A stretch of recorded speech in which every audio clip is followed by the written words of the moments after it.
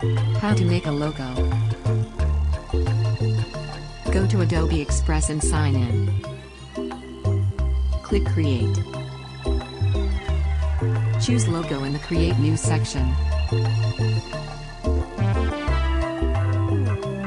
Choose a design template, and edit your logo to how you like it. If you want to customize even more than just editing text, you can also edit fonts, colors, and even shapes.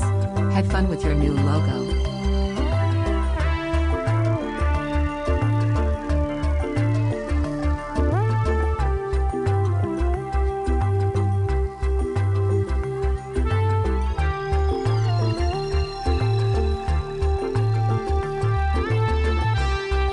Click on Download, then your file type and you are done.